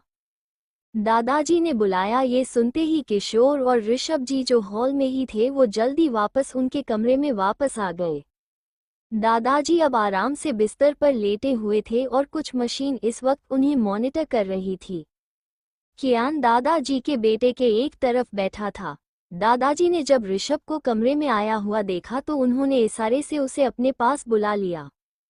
ऋषभ को अपने पास बिठाते हुए दादाजी ने कहा, मैं नहीं जानता कि मैं कितने दिन का और मेहमान हूँ, लेकिन जितने भी दिन मेरे पास है मैं चाहता हूँ कि मैं तुम सबके साथ रहूँ। मैं तुम सबको एक साथ देखना चाहता हूँ, इसलिए मेरी इच्छा है कि तुम और गायत्री भी वापस लौट आओ। ऋषभ ने दादाजी का हाथ थामते हुए कहा, दादाजी आप कहेंगे तो मैं जरूर आ जाऊंगा, लेकिन मैं माँ को फोर्स नहीं कर सकता यहाँ आने के लिए जब तक वो यहाँ पर है। ऋषभ की बात सुनकर दादाजी थोड़े से परेशान हो गए। किशोर जी जो अपने पिता को ऑब्जर्व कर रहे थे, उन्होंने जब देखा कि ऋषभ की बात सुनकर वह थोड़े परेशान लग रहे हैं, उन्होंने दादाजी के पास आते हुए उनसे कहा, मैं सब ठीक कर दूंगा पापा, बहुत जल्द आपकी बेटी इस घर में वापस आपके सामने होगी, आप चिंता मत कीजिए, गायत्री जी इस घर में वापस जरूर आएंगे। किशोर जी का वादा सुनने के बाद दादाजी के चेहरे पर थोड़ा सुकून नजर आ रहा था। कियान ने दादाजी से कहा, दादाजी काफी वक्त हो गया है, अब आपको आराम करना चाहिए, ज्यादा स्ट्रेस लेना आपकी हेल्थ के लिए अच्छा नहीं है, आप सो जाइए। कियान की बात सुनकर दादाजी ने भी अपनी आंखें वापस से बंद कर ली। ऋषभ और किशोर जी भी कुछ देर बाद वहां से चले गए। कियान ने तारिणी और उस डॉक्टर को बुलाकर उनका ध्यान रखने के लिए कहा और वहां से बाहर चला गया। बाहर किशोर जी और ऋषभ दोनों ही उसी का इंतजार कर रहे थे। किशोर जी ने उन दोनों को कहा, मैं जानता हूं कि तुम दोनों एक दूसरे से सीधे में बात भी नहीं करना चाहते, लेकिन तुम्हारी जो भी नाराजगी है उसकी वजह से मैं पापा की हेल्थ पर कोई भी इफेक्ट नहीं आने दूंगा, इसलिए जितनी जल्दी हो सके अपने ये डिफरेंस खत्म करो और घर के माहौल को, स्ट्रेस को कम करो। अब इस घर में ऐसे लोगों की कमी नहीं है जो इस घर में कलेश पैदा करें, तो तुम दोनों अपने नाराजगी एक साइड रखो, मुझे औरों से भी निपटना है। किशोर जी ने उन्हें अपनी बात थोड़ी गुस्से में की थी और उसके बाद वो वहां से चले गए। कियान और ऋषभ दोनों ही उनके गुस्से अच्छे से समझ पा रहे थे। किशोर जी के जाने के बाद उन्होंने एक दूसरे को इशारा किया और एक दूसरे की ओर अपनी सहमति जताने के बाद वो वहां से चले गए। कियान वहां से सीधा अपने फ्लैट के लिए निकल गया क्योंकि उसे भी आज ही शिफ्ट होना था। ऋषभ घर पर ही रुका था क्योंकि उसे घर पर ही रहकर कुछ इम्पोर्टेंट काम खत्म करने थे। किशोर जी भी उनसे बात करके तुरंत ही वहां से निकल गए थे। किशोर जी वहां से सीधा ऋषभ के प्राइवेट विला चले गए थे। किशोर जी को वहां सभी जानते थे, इसलिए किसी ने भी उन्हें वहां अंदर जाने से नहीं रोका। किशोर जी जब अंदर गए तो गायत्री जी वही गार्डन में कुछ पौधों के पास बैठकर उनको निहार रही थी। किशोर जी वही गायत्री जी के पास चले गए। गायत्री जी ने जब किसी के कदमों की आहट सुनी तो उन्होंने बिना मुड़े ही कहा, आप यहाँ? किशोर जी ने उनके सामने जाते हुए कहा, आज भी आप हमारी आहट को ही पहचान लेती हैं। गायत्री जी ने कहा, इंसान अपनी धड़कनों की आवाज कैसे भूल सकता है? किशोर जी गायत्री जी की बात पर मुस्करा दिए। किशोर जी ने गायत्री जी के सामने घुटनों के बल बैठते हुए कहा, आज इस धड़कन को अपने दिल की जरूरत है, आप देंगी ना मेरा साथ? आप हमारे साथ हैं ना? गायत्री जी ने कहा, हमने आपका साथ कभी छोड़ा ही नहीं, वो आप ही थे जिन्होंने हमें खुद से दूर किया है। किशोर जी ने कहा, हम जानते हैं गायत्री जी, हमने आपके साथ उस वक्त भी गलत किया था और आज भी गलत किया है। उस वक्त ये हमारी नासमझी थी और इस बार हमारी मजबूरी। हम आपकी माफ़ी के भी काबिल नहीं हैं, हम जानते हैं, लेकिन इस वक्त हम आपसे माफ़ी मांगेंगे भी नहीं, हम सिर्फ आपका साथ चाहते हैं। गायत्री जी ने कहा, हमें आपसे कोई नाराजगी नहीं है। आप हमें आज भी आपके साथ चलने को कहेंगे तो हम आंख बंद करके चल पड़ेंगे, लेकिन उससे पहले आपको हमें वो वजह बतानी होगी जिसकी वजह से आप उस वक्त भी मजबूर थे और आज भी मजबूर हैं।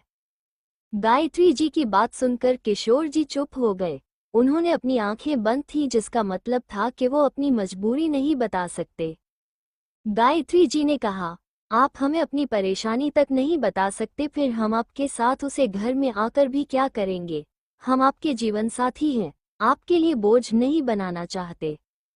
किशोर जी ने गायत्री जी की बात सुनकर उनकी तरफ देखा। गायत्री जी को देखकर वो इतना तो जान चुके थे कि आज वो उनसे सच नहीं छुपा सकते। किशोर जी ने हिम्मत करके गायत्री जी से कहा, जाह्नवी ने हमारी कियारा को किडनैप कर रखा है। हमने काफी कोशिश करी कियारा को ढूंढने की, लेकिन हमें कियारा के बारे में कुछ भी नहीं पता चल पा रहा। सुहानी को तो हम पहले ही खो चुके हैं, अब हम कियारा को नहीं खोना चाहते थे, इसलिए हम उसे घर लेकर आए हैं। जब तक वो उस घर में है तब तक हमारी कियारा सुरक्षित है। अगर हमने उसको आर्यन पैलेस से बाहर निकाला तो हमें नहीं पता वो कियारा के साथ क्या कर जाएगी। किशोर जी ने उस मनहूस दिन को याद करते हुए कहा, जब हमें सुहानी की मौत की खबर मिली थी, उसके कुछ दिन बाद जाह्नवी हमारे पास आई थी। उसने हमें कियारा के कुछ वीडियो और फोटोग्राफ दिखाए जिसमें कियारा एक लड़की के साथ खेल रही थी। उसे लड़की का चेहरा तो साफ नहीं दिखाई दिया कहीं से भी, लेकिन ऐसे लग रहा था जैसे कियारा उसके साथ काफी घुल मिल गई हो। उन वीडियो को दिखाकर जाह्नवी ने कहा, कियारा मेरे पास है, अपने पोती को नहीं खोना चाहते तो वही करो जो मैं कह रही हूँ। किशोर जी ने जब कियारा के बारे में जाह्नवी से सुना तो उन्हें बहुत ज्यादा गुस्सा आया और उस वक्त उन्होंने जाह्नवी को वहां से बाहर निकाल दिया। लेकिन अपने गुस्से को कंट्रोल करते हुए उन्होंने उन वीडियो को जब दोबारा देखा तो वो रियल वीडियो थे। किशोर जी ने उन वीडियो की जांच भी करवाई थी तो सारे वीडियो और फोटो रियल थे। उन सब को देखकर किशोर जी को कियारा की टेंशन होने लगी। सुहानी की मौत की खबरें तो उनके पास पहले ही आ चुकी थी, जिन्हें गायत्री जी और ऋषभ के अलावा सब ने मान भी लिया था। अब कियारा का जाह्नवी के पास होना किशोर जी के लिए काफी परेशानी वाला था। किशोर जी ने कियारा को ढूंढने की काफी कोशिश की, लेकिन उनके हाथ कोई भी क्लू नहीं लगा। जब कुछ दिन बाद जाह्नवी का फिर से कॉल आया तो उसने किशोर जी को एक और वीडियो भेजा था जिसमें कियारा छत के किनारे पर खड़ी हुई थी और किसी भी वक्त वह नीचे गिर सकती थी। वहां से उस छत की ऊंचाई भी दिखाई दे रही थी। अगर गलती से भी कियारा वहां से नीचे गिर जाती तो उसका बच पाना मुश्किल ही नहीं कहीं नामुमकिन था। उस वीडियो को देखने के बाद किशोर जी बहुत ज्यादा डर गए थे। उस वक्त उनकी हालत ये थी कि वह ना तो जाह्नवी की बात मान सकते थे, ना ही किसी और को इस बारे में बता सकते थे। फिर अगले ही दिन जाह्नवी अपना सारा सामान लेकर आर्यन पैलेस आ पहुंची थी। किशोर जी उस वक्त घर नहीं थे, लेकिन जाह्नवी का मैसेज मिलते ही वो तुरंत घर के लिए निकल गए थे। गायत्री जी ने जब जाह्नवी को देखा तो उनका गुस्सा उस पर फुट निकाला। उन्होंने उसे काफी कुछ कहा। ऋषभ ने तो उन्हें घर से बाहर तक निकाल दिया था, लेकिन तभी किशोर जी वहां आ गए और उन्होंने जाह्नवी का हाथ पकड़कर उसे अंदर ले आए। उस दिन को याद करते हुए गायत्री जी की आंखों से आंसू बहने लगे। उन्होंने कभी सपने में भी नहीं सोचा था कि किशोर जी इतने ज्यादा मजबूर होंगे। जाह्नवी ने उन्हें कियारा के नाम से डराया था। उस दिन किशोर जी के कहने पर गायत्री जी को काफी बुरा लगा था और जाह्नवी को उस घर में देखकर तो उन्होंने उसी दिन वो घर छोड़ दिया। गायत्री जी के साथ ही ऋषभ भी उसे घर को छोड़ चुका था। तभी से गायत्री जी और ऋषभ प्राइवेट विला में रहते थे। गायत्री जी और ऋषभ घर छोड़कर जा रहे हैं ये बात जानते हुए भी किशोर जी ने उन्हें नहीं रोका, क्योंकि वो जानते थे अगर उन्होंने उन दोनों को वहां रोका तो उन दोनों के लिए तकलीफों के अलावा इस घर में अब कुछ भी नहीं बचा था। वो जाह्नवी को इस घर से निकाल नहीं सकते थे, तब तक तो बिल्कुल भी नहीं जब तक उन्हें कियारा के बारे में पता नहीं चल जाता और उसकी बदतमीजियां कहीं भी रुकने वालों में से नहीं थी। उस घर में आने के तुरंत बाद ही जाह्नवी सोनाक्षी को सर्वेंट हाउस से आर्यन पैलेस के अंदर ले आई। आर्यन पैलेस में जाह्नवी सोनाक्षी को इस तरह से रखती थी जैसे वो उसे घर की बड़ी बहू हो। किशोर जी सब कुछ जानते हुए भी सब चीजों को सहन करते जा रहे थे।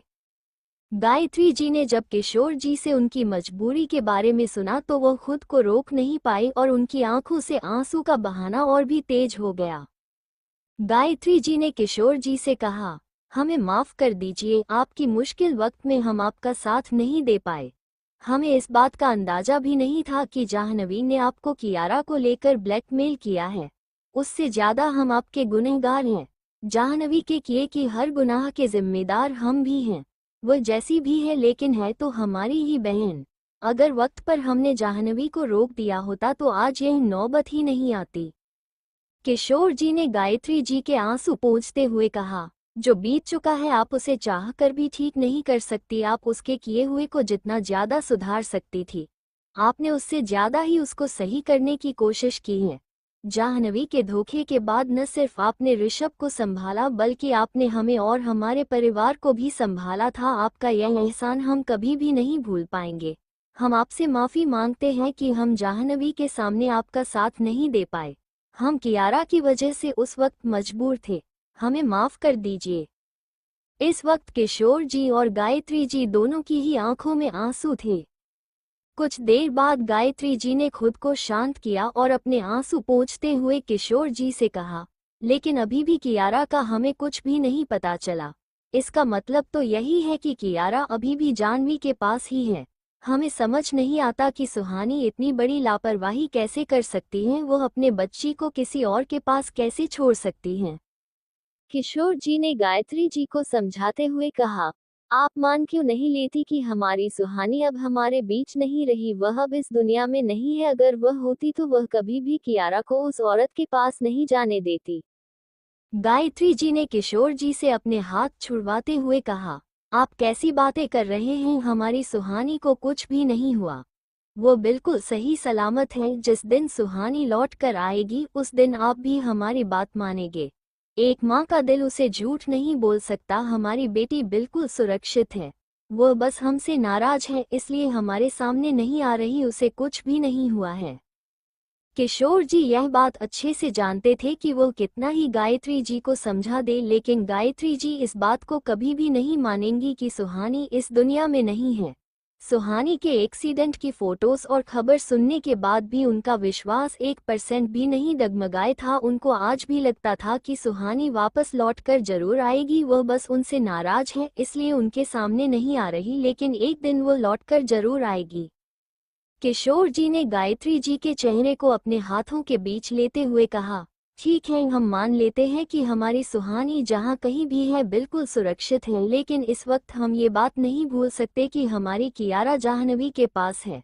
अगर हमें हमारी कियारा को सुरक्षित रखना है तो हमें उसे औरत को और कुछ दिन बर्दाश्त करना ही होगा जब तक हम कियारा के बारे में पता नहीं करवा लेते।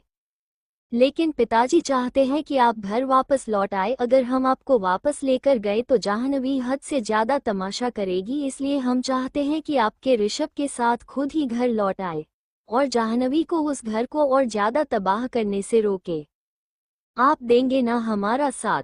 गायत्री जी ने किशोर जी के हाथों को अपने हाथ में लेते हुए कहा, इस लड़ाई में आप अकेले नहीं हैं। हम हमेशा आपके साथ खड़े रहेंगे। जाह्नवी को लगता है कि वह हमारे कियारा को डाल बनाकर हमारे घर को बर्बाद करते कि तो हम ऐसा कभी नहीं होने देंगे। हम ऋषभ के साथ उसे घर में लौटेंगे और जाह्नवी का सामना भी करेंगे और हमारी कियारा वापस लेकर आएंगे। गायत्री जी का दृढ़ निश्चय देखकर किशोर जी के मन में फिर से एक आत्मविश्वास ने जगह ले लिया था। उन्हें एक बार फिर से यह विश्वास हो गया था कि वह जाह्नवी के चंगुल से कियारा को बचा ही लेंगे। किशोर जी ने गायत्री जी से कहा, हम अब चलते हैं। पापा घर पर अकेले होंगे। हमें उसे औरत पर रत्ती भर भी भरोसा नहीं है। वो कुछ ना कुछ खुराफात करने की कोशिश तो जरूर करेगी। कियान अपने भरोसे के डॉक्टर को वहाँ पापा की देखभाल के लिए रखा तो है, लेकिन फिर भी हम कोई चांस नहीं लेना चाहते, इसलिए हम घर जा रहे हैं। आप ऋषभ को लेकर जल्दी आ जाएगा। गायत्री जी से मिलने के बाद किशोर जी वहां से सीधा आर्य पैलेस जाने के लिए निकल गए। किशोर जी के जाने के बाद गायत्री जी ने खुद का हुलिया ठीक किया और उसके बाद उन्होंने ऋषभ को कॉल लगा दिया। ऋषभ से कुछ देर बात करने के बाद उन्होंने फोन रखा और घर के अंदर चली गई।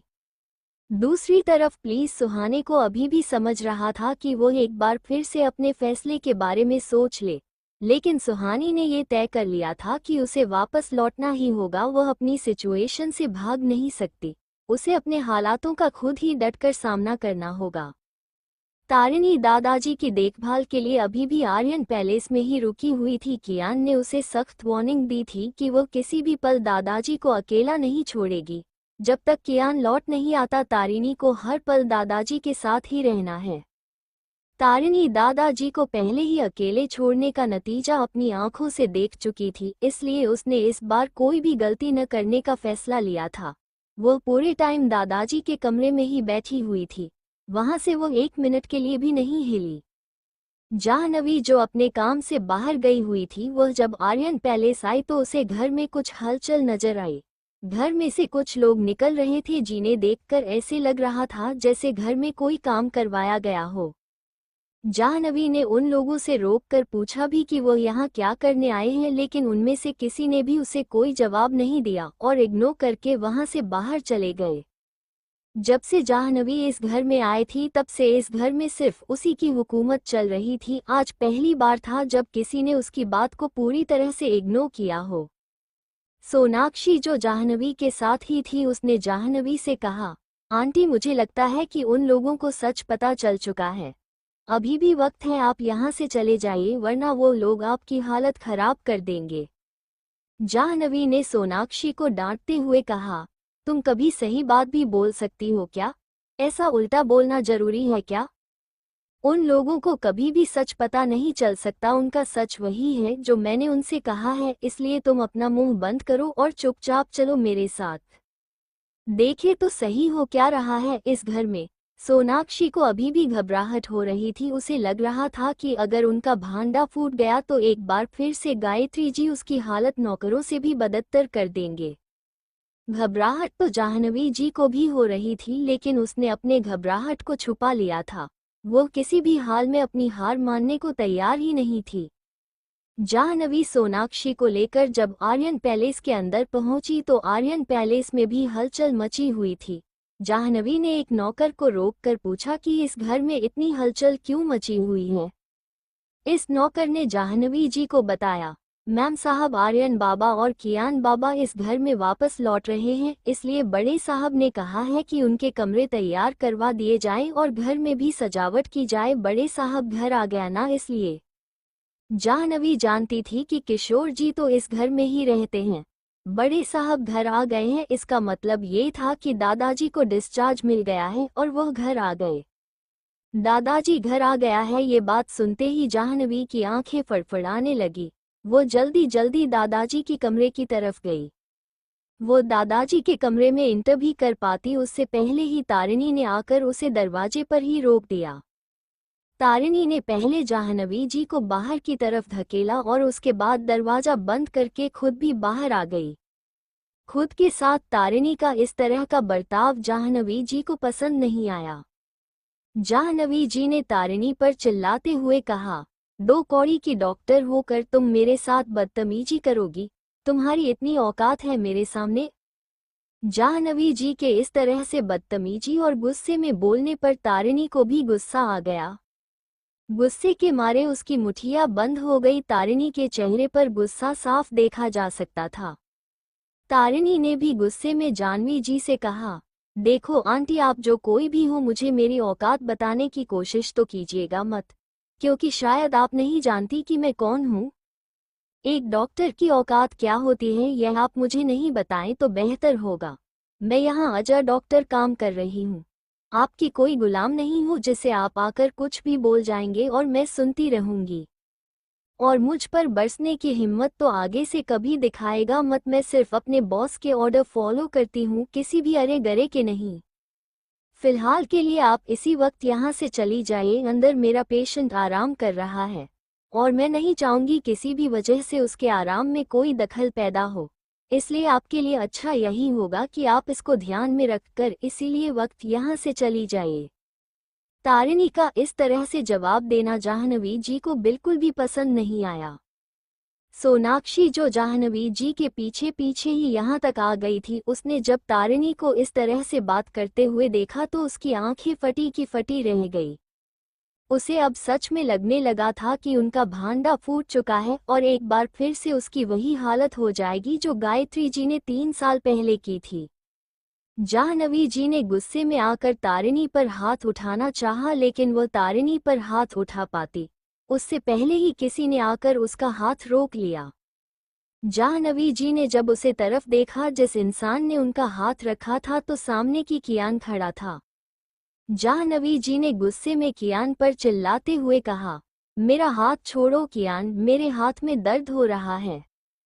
इस वक्त कियान ने जितनी मजबूती से गायत्री जी का हाथ पकड़ रखा था उसे गायत्री जी के आगे के हाथ में ब्लड सप्लाई बंद हो चुकी थी और उनका हाथ नीला पड़ने लगा था और उन्हें सच में बहुत ज्यादा दर्द फील हो रहा था, लेकिन कियान को तो उनके दर्द से जैसे कोई लेना देना ही नहीं था। कियान ने गुस्से में जाह्नवी जी से कहा, ये तो हाथ उठाने से पहले सोचना चाहिए था ना। जाह्नवी जी ने झटके से अपना हाथ छुड़ाने हुए कहा, मेरा हाथ छोड़ो, क्या बदतमीजी है। इस बार कियान ने उनका हाथ छोड़ दिया था। झटके से हाथ छूटने की वजह से वो पीछे की तरफ गिरने लगी। अगर वक्त पर सोनाक्षी ने उन्हें नहीं संभाला होता तो वो अब तक नीचे गिर गई होती। जाह्नवी जी ने खुद को संभाला और फिर से आकर कियान के सामने खड़ी हो गई। कियान ने भी डटकर जाह्नवी जी के सामना करते हुए कहा, अगर यह बदतमीजी है तो आप जो मेरे डॉक्टर के साथ कर रही थी वह क्या था? आपको किसने हक दिया मेरे डॉक्टर को इंसल्ट करने का? आप होती कौन है मेरे डॉक्टर को कुछ कहने वाली? जाह्नवी जी यह बात अच्छे से जानती थी कि कियान के साथ लड़कर वो उस जीत नहीं सकती। कियान उन्हें वैसे ही पसंद नहीं करता और इस वक्त तो कियान के पास दादाजी का पूरा सपोर्ट था और जाह्नवी जी के पास किसी का भी नहीं। वो ऐसे कोई गलती नहीं करना चाहती थी जो आगे जाकर उनके पूरे प्लान को चौपट कर दे। वो अपने एक झूठ से किशोर जी को ब्लैकमेल तो कर सकती थी, लेकिन वह ये बात अच्छे से जानती थी कि वह इस झूठ को और ज्यादा नहीं खींच सकती। अगर गलती से भी उनका सच किसी के सामने आ गया तो वह सोच भी नहीं सकती थी कि उनके साथ क्या किया जाता। लेकिन जाह्नवी जी इतनी जल्दी हार मानने वालों में से भी नहीं थी। उन्होंने कियान को उंगली दिखाकर कहा, तुमने जो मेरे साथ अभी किया है तुम्हें उसकी कीमत चुकानी पड़ेगी। कियान को धमकी देने के बाद वह गुस्से में पैर पटकते हुए वहां से चली गई। उनके के पीछे पीछे ही सोनाक्षी भी वहां से 9-2-11 हो गई। उन दोनों को इस तरह से भागता हुआ देखकर तारिणी के चेहरे पर मुस्कुराहट तैर गई।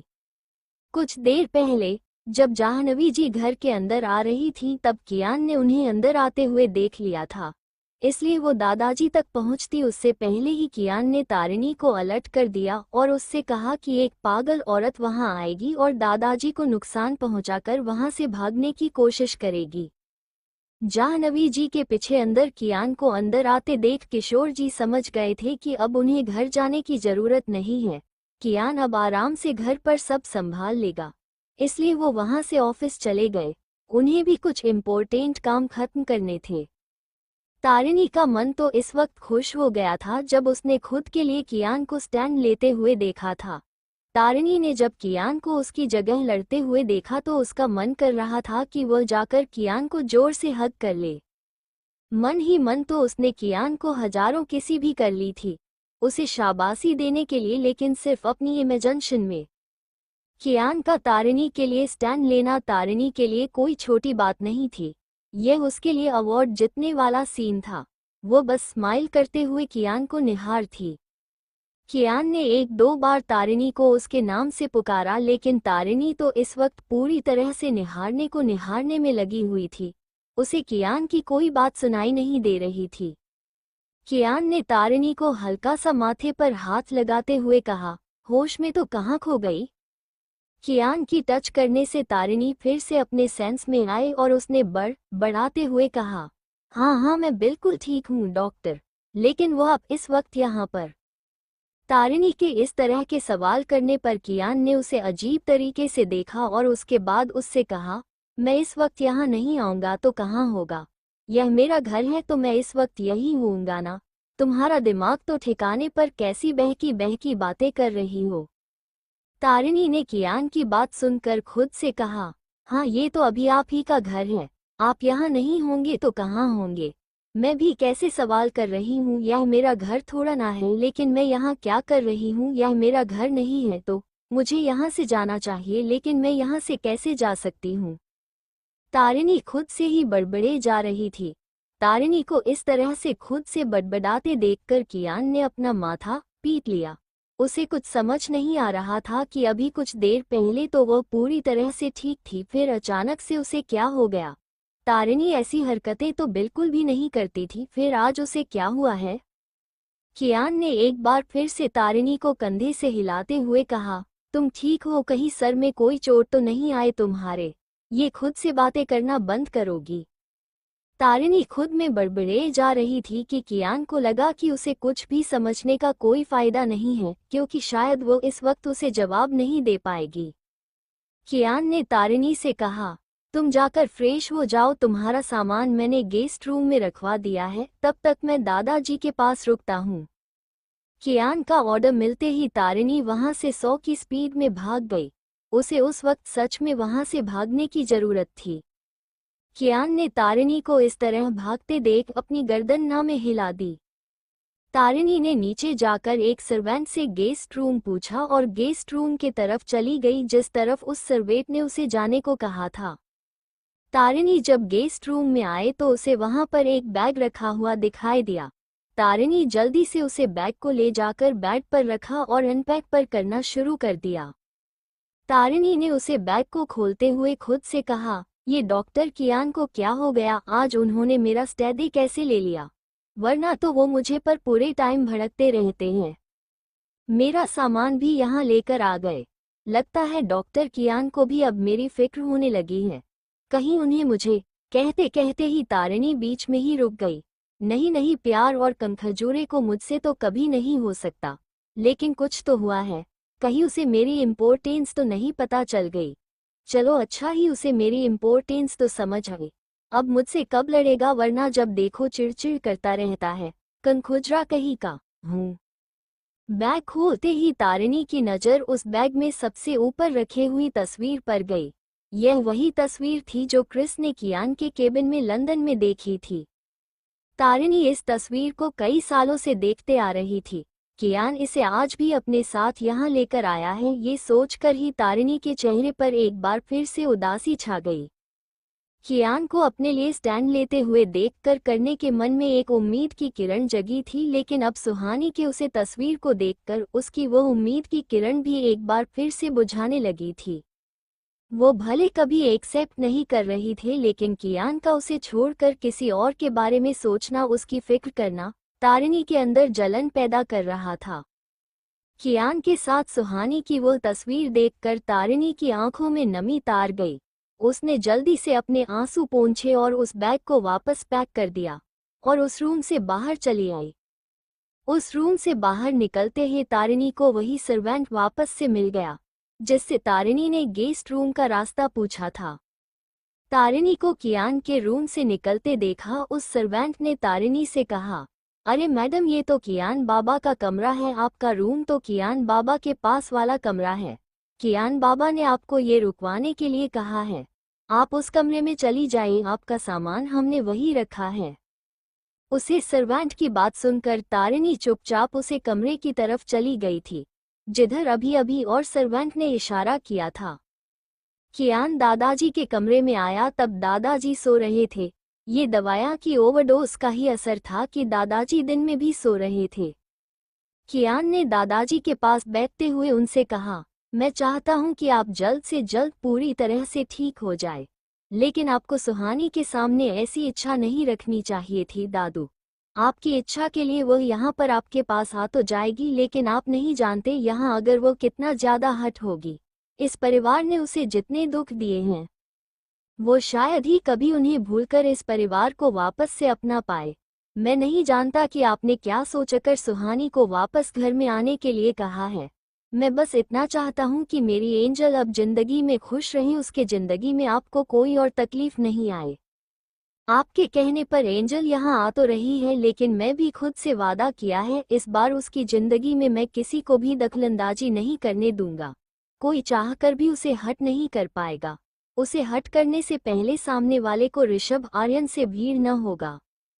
ये बात बोलते हुए जज्बा की आंखों में एक जज्बा था, एक दृढ़ निश्चय था कि इस बार वह सुहानी को किसी को भी हट नहीं करने देगा, उसके लिए चाहे उसे फिर अपने भाई से ही क्यों ना भीड़ना पड़े। दादाजी तो अभी भी गहरी नींद में सो रहे थे, इसलिए शायद उन्हें वह बात सुनाई नहीं दी जो कियान ने उन्हें अभी अभी गई थी। कियान ने दादाजी से अपनी बात कहने के बाद खिड़की की तरफ देखने लग गया।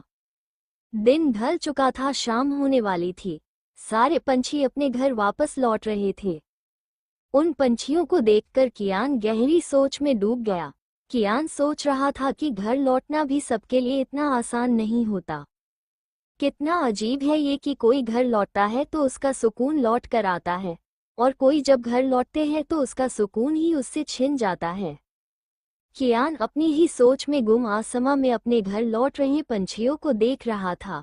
कियान को लग रहा था कि यह पंछी अपने बच्चों के पास लौट के लिए कितने बेताब लग रहे हैं, लेकिन उससे तो अपनी माँ के पास लौटे हुए काफी वक्त हो चुका है, वो तो आज भी उनसे नाराज हैं। कितना ही वक्त बीत गया था, उसने गायत्री जी से बात ही नहीं की थी, उनसे गले नहीं मिला था, उनकी गोद में सर रख कर नहीं सोया था। गायत्री जी के साथ बिताए पल उसे किसी सुनहरे सपने जैसे लग रहे थे। कियान भले ही गायत्री जी से नाराज था, लेकिन आज भी वो उन्हें काफी ज्यादा मिस करता था। उसे आज भी उनकी उतनी फिक्र थी। कियान ऐसे ही अपनी यादों में खोया सा दादाजी के पास बैठा रहा। शाम के वक्त जब ऋषभ अपनी प्राइवेट विला में लौटा तो उसे गायत्री जी दरवाजे पर ही मिल गई। वो शायद काफी वक्त से उसके आने का इंतजार कर रही थी। ऋषभ ने जब गायत्री जी के आसपास देखा तो गायत्री जी ने अपने साथ साथ ऋषभ का भी सामान पैक कर रखा था। ऋषभ ने जब गायत्री जी को पैक सामान के देखा तो उसने उनके पास जाते हुए कहा, माँ, मैं जानता हूँ कि दादाजी ने आपके घर वापस बुलाया है, लेकिन क्या आप सच में उस घर में वापस जाना चाहती हैं? आप जानती हैं ना कि वो औरत आज भी उसी घर में रह रही है। ये सब जानते हुए भी आप वहाँ जाना चाहेंगी? गायत्री जी ने ऋषभ को समझाते हुए कहा, ऋषभ, कुछ फैसले ऐसे होते हैं जो हमें ना चाहते हुए भी लेने होते हैं। हम भले ही उसे घर में ना लौटना चाहे, लेकिन हमारी जिम्मेदारियां हमें उसे घर से मुंह मोड़ने नहीं देंगे, इसलिए हमें अपने घर वापस लौटना ही होगा। आप भी हमारे साथ आज वापस जाएंगे। ऋषभ ने गायत्री जी से कहा, लेकिन माँ, आपको वहाँ जाने की जरूरत कहाँ है? मैं दादाजी से मिलवाने के लिए आपको लेकर चलूंगा ना, लेकिन उनसे मिलने के लिए हमें वहाँ शिफ्ट होने की कहाँ जरूरत है? हम यहाँ भी तो रहकर दादाजी से मिलने जा सकते हैं ना। मैं आपको फिर से उसे औरत के सामने बेइज्जत होते हुए नहीं देखना चाहता माँ, और आप उसे घर में जाएं और वह औरत को तमाशा ना करे, ऐसा तो हो नहीं सकता। गायत्री जी ने ऋषभ को डांटते हुए कहा, वो जैसी भी है लेकिन वह आपकी माँ है, आपको उनके बारे में ऐसी बात नहीं करनी चाहिए ऋषभ। हमने आपको ये संस्कार तो नहीं दिए। वो चाहे जैसे भी हो, लेकिन हमारी परवरिश इतनी छोटी सोच की नहीं हो सकती। ऋषभ ने गायत्री जी से माफी मांगते हुए कहा, मैं आपकी परवरिश पर कोई सवाल उठने नहीं दूंगा माँ, लेकिन ये बात आप दोबारा कभी नहीं बोलेंगे कि वो औरत मेरी माँ है। मेरी माँ सिर्फ आप है, आपके अलावा मैं किसी को भी नहीं जानता, और जो इंसान जैसा होता है उसके साथ वैसा ही बिहेव किया जाता है, ये भी तो आप ही ने मुझे सिखाया है ना। गायत्री जी ने ऋषभ से कहा, हमें और बहस नहीं करनी। आप इसी वक्त हमारे साथ वापस आर्य पैलेस चले गए, और हम आपकी ना नहीं सुनना चाहते। आप फ्रेश होकर आना चाहे तो आ सकते हैं, लेकिन आपको हमारे साथ आर्यन पैलेस तो चलना ही होगा। ऋषभ गायत्री जी को किसी भी हाल में परेशान होते हुए नहीं देखना चाहता था, और खासकर जाह्नवी जी की वजह से तो बिल्कुल भी नहीं। गायत्री जी भी यह बात अच्छे से जानती थी कि अगर वो आर्यन पैलेस गई तो ऋषभ भी खुद को वहां आने से रोक नहीं पाएगा, वो अपनी मां को प्रोटेक्ट करने के लिए उनके साथ जरूर चलेगा। गायत्री जी को जिद करते हुए देखकर ऋषभ ने अपनी हार मान ली। उसने सर्वेंट से कहकर सारा सामान गाड़ी में रखवा दिया और खुद गायत्री जी के साथ आर्यन पैलेस के लिए निकल गया। ऋषभ आर्यन पैलेस जाना तो नहीं जाता था, लेकिन शायद उसकी डेस्टिनी यही थी जो उसे आर्यन पैलेस वापस बुला रही थी, इसलिए ना चाहते हुए भी गायत्री जी के जाने पर वह आने के लिए राजी हो गया। गायत्री जी गाड़ी में बिल्कुल शांत तरीके से बैठे हुई थी, या ये कहें कि वो आने वाले तूफान के लिए खुद को तैयार कर रही थी। ऋषभ अपनी माँ की परेशानी समझ रहा था। दिन में जब उसके बॉडीगार्ड ने उसे कॉल करके कहा था कि किशोर जी उनके प्राइवेट विला आए हैं, तभी वो समझ गया था कि अब ये है बात तो जरूर निकलेगी, लेकिन उसे नहीं पता था कि गायत्री जी इतनी जल्दी वापस आने के लिए तैयार हो जाएंगे और अपनी माँ की जीद के चलते उसे भी आर्यन पैलेस आना पड़ेगा। कुछ ही वक्त बाद ऋषभ की गाड़ी आर्यन पैलेस के बाहर खड़ी थी। ऋषभ अंदर जाना तो नहीं चाहता था, लेकिन आज उसे अपनी माँ के लिए उसे हमेशा के लिए यहाँ आना पड़ता। आखिरकार ऋषभ ने अपने मन को समझा ही लिया और अपने साइड का दरवाजा खोलकर वो बाहर आ गया। ऋषभ की गाड़ी को देखकर कुछ सर्वेंट दौड़कर वहां आए और गाड़ी से उनका सामान बाहर निकलने लगे। ऋषभ ने दूसरी तरफ जाकर गायत्री जी के लिए दरवाजा खोला और उनकी की तरफ अपना हाथ बढ़ा दिया। गायत्री जी अभी भी अपनी पुरानी यादों में खोई हुई थी। ऋषभ ने गायत्री जी को उनकी यादों में खोया हुआ देखा तो वो समझ गया कि उसकी माँ की अच्छी बुरी सारी यादें जो इस पैलेस से जुड़ी हैं, गायत्री जी इस वक्त उन्हीं को याद कर रही हैं। ऋषभ ने गायत्री जी से कहा, माँ, घर आ गया। ऋषभ की आवाज से गायत्री जी अपने सेंस में वापस आई और उन्होंने ऋषभ के हाथ पर अपना हाथ रख दिया और गाड़ी से बाहर आ गई। ये घर आज भी वैसा ही था जैसा गायत्री जी इसे छोड़कर गई थी। गायत्री जी घर के बाहर से ही उसे निहार कर अपनी सारी यादों को एक बार फिर से समेट लेना चाहती थी। जाह्नवी जी जो इस वक्त बालकनी में ही खड़े थे, उन्होंने जब गायत्री जी को ऋषभ के साथ घर के बाहर देखा तो उनकी भौहें तन गई। कियान को तो वो कैसे भी करके इस घर में एक बार फिर से बर्दाश्त करने को तैयार थी, लेकिन गायत्री जी को वो यहाँ किसी भी हाल में नहीं देखना चाहती थी। गायत्री जी का इस घर में लौटकर आने का मतलब साफ साफ था कि आप जाह्नवी जी यहाँ पर अपने तानाशाही नहीं चला सकते। जाह्नवी जी ने किशोर जी को तो ब्लैकमेल करके अपने पक्ष में कर लिया था, लेकिन घर के बाकी सदस्य वह तो हमेशा गायत्री जी की तरफ थे। इसलिए गायत्री जी को देखकर जाह्नवी जी की आंखों में नफरत उतर आई। जाह्नवी जी का मन तो कर रहा था कि वो इसी वक्त जाकर गायत्री जी को धक्के मारकर इस घर से बाहर निकाल दे, लेकिन ऋषभ को गायत्री जी के साथ देखकर वह वहीं पर रुक गई। उनके हाथ रेलिंग पर खुद में खुद कस गए।